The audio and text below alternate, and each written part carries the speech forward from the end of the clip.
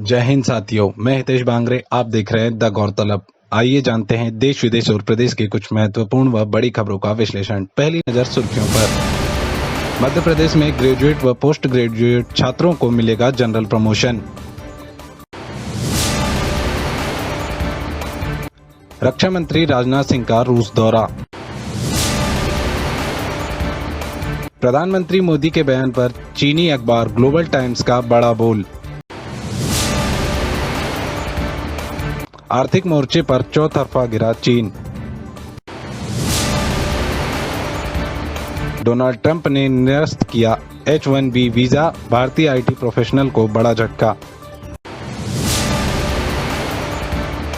लगातार 17वें दिन बढ़े तेल के दाम। बोर्ड, नीट और JEE के एग्जाम पर बड़ा फैसला आज। नेपाल सरकार का नया अड़ंगा, बांध की मरम्मत का काम रोका। पतंजलि आज पेश करेगी कोरोना की आयुर्वेदिक दवा। आज होगी विश्व प्रसिद्ध जगन्नाथ रथ यात्रा।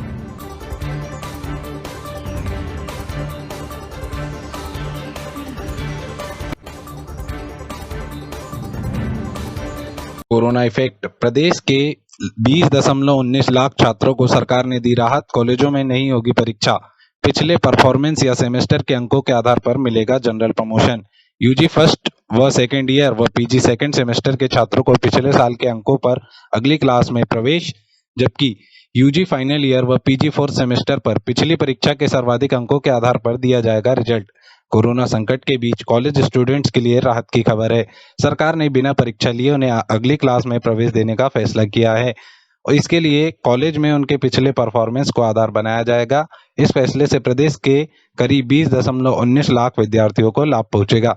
मुख्यमंत्री की अध्यक्षता में हुई उच्च स्तरीय बैठक में यह तय हुआ कि यूजी फर्स्ट व सेकेंड ईयर और पीजी सेकेंड सेमेस्टर के छात्रों को उनके पिछले वर्ष या सेमेस्टर के अंकों व आंतरिक मूल्यों के आधार पर अगली कक्षा में प्रवेश दिया जाएगा।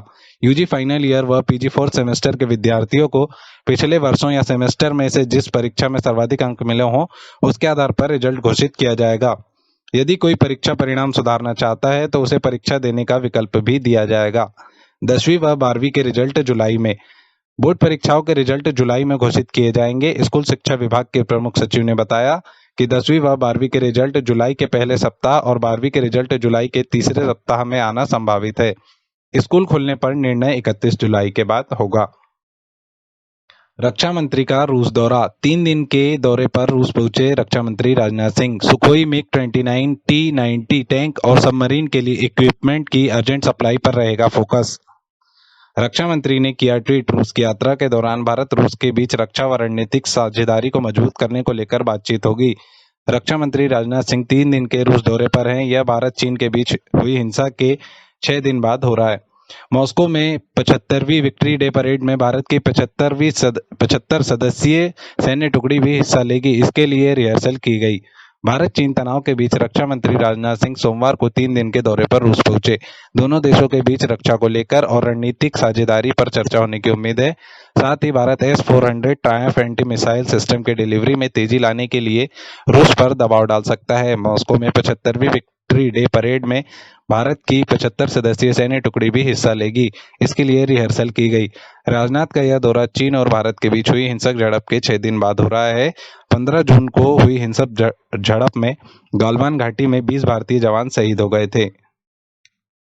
पीएम मोदी के बयान पर चीनी मीडिया। भारत के पीएम ने चीन पर आरोप लगाने का आधार ही खत्म किया। राष्ट्रवादियों की संतुष्टि के लिए शब्दों से खेल रहे। Global times. सर्वदलीय बैठक में प्रधानमंत्री नरेंद्र मोदी ने कहा था, न कोई देश हमारे देश की ना तो किसी पर कब्जा है, न ही किसी ने हमारी सीमा में आया है। ग्लोबल टाइम्स ने लिखा कि अगर संघर्ष हुआ तो 1962 की तुलना में भारत को 5 गुना ज्यादा अपमानित होना पड़ेगा। लद्दाख की गालवान वैली में हिंसक झड़प के बाद चीन का सरकारी मीडिया भारत को ही दोषी बनाने पर आमादा है। इस बार ग्लोबल टाइम्स ने लिखा कि प्रधानमंत्री के रूप में मोदी के बयान ने चीन पर आरोप लगाने का नैतिक आधार ही खत्म कर दिया। यह बयान तनाव कम करने में बहुत मददगार होगा। मोदी ने सर्वदलीय बैठक में बयान दिया था कि ना तो कोई हमारी सीमा में घुसा है और ना ही किसी ने हमारी पोस्ट पर कब्जा किया है। इसके साथ ही ग्लोबल टाइम्स ने चीनी सैनिकों के मारे जाने के बारे में कहा कि मोदी सरकार अपनी जनता को संतुष्ट करने के लिए ऐसा बोल रही है। चीन भी नहीं चाहता कि संघर्ष और बढ़े और इस वजह से चीन अपनी तरफ से हताहत हुए सैनिकों की संख्या नहीं बता रहा है। चीन के मरने वाले सैनिकों की संख्या 20 से कम है। अगर हम संख्या बताएंगे तो भारत फिर से दबाव में आ जाएगा। भारत के अंदर राष्ट्रवाद की भावना तेजी से बढ़ रही है और चीन के खिलाफ तेजी से विरोध बढ़ रहा है। भारत को घर में उठ रहे राष्ट्रवाद को शांत करना चाहिए। आर्थिक मोर्चे पर चीन को घेरने की कोशिशें। महाराष्ट्र ने 5,000 करोड़ के चीनी करार रोके। गोवा भी ऐसी तैयारी में।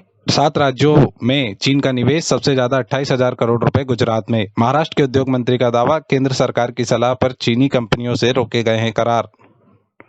हाल में हुए ऑनलाइन इवेंट मैग्नेटिक महाराष्ट्र 2.0 में विभिन्न कंपनियों के साथ 16,000 करोड़ रुपए के समझौते हुए थे।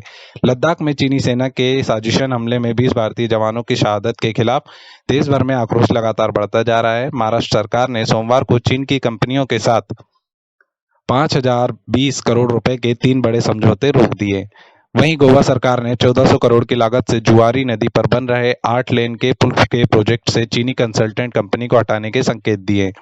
दूसरी तरफ करीब 7 करोड़ छोटे दुकानदारों के संगठन कैट ने सोमवार को दिल्ली के करोल बाग में चीनी सामान की होली जलाई। महाराष्ट्र के उद्योग मंत्री सुभाष देसाई ने कहा कि केंद्र सरकार से मशविरे के बाद ही समझौते रोके गए हैं।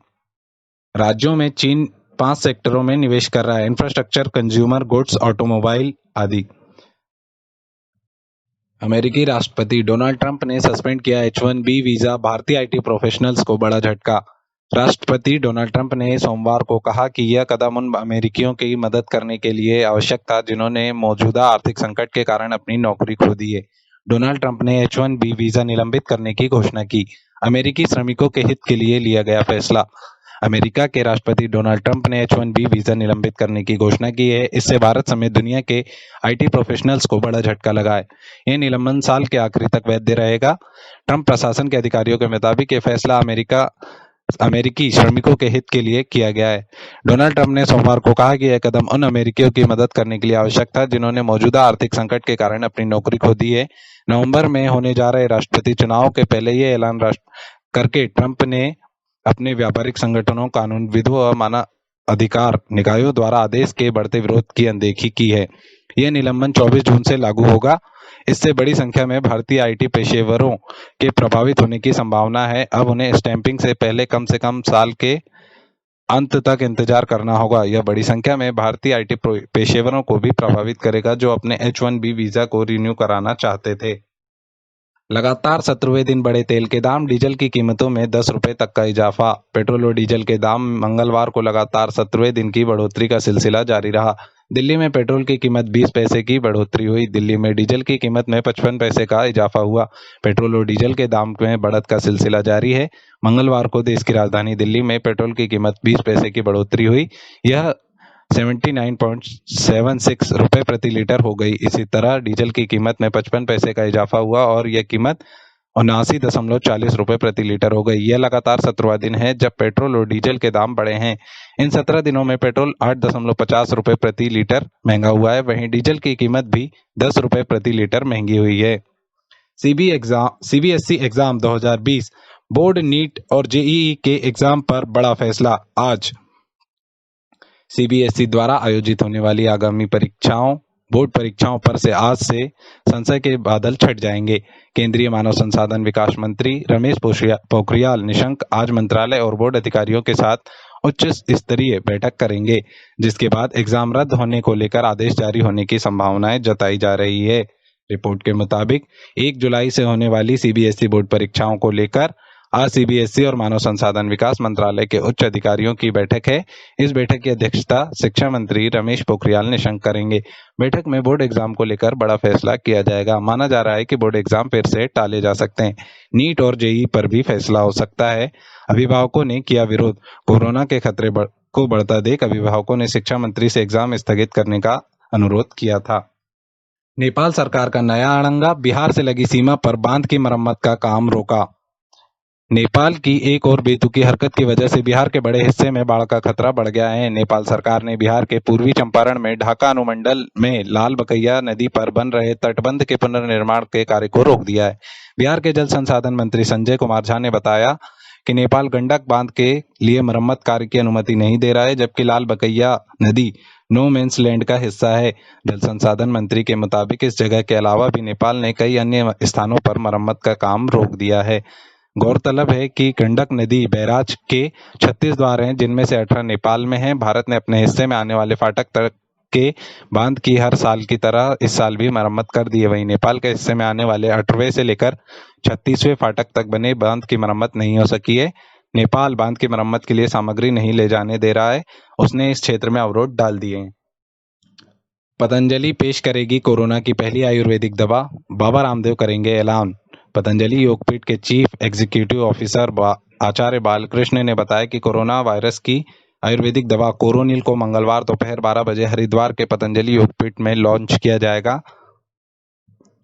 आचार्य बालकृष्ण ने पिछले दिनों बताया था कि जैसे ही चीन के साथ पूरे विश्व में कोरोना महामारी ने दस्तक दी, वैसे ही अपने संस्थान में उन्होंने हर विभाग को कोरोना के इलाज के लिए इस्तेमाल होने वाली दवा पर काम करने में लगा दिया था, जिसका सकारात्मक परिणाम अब सामने आने लगा है।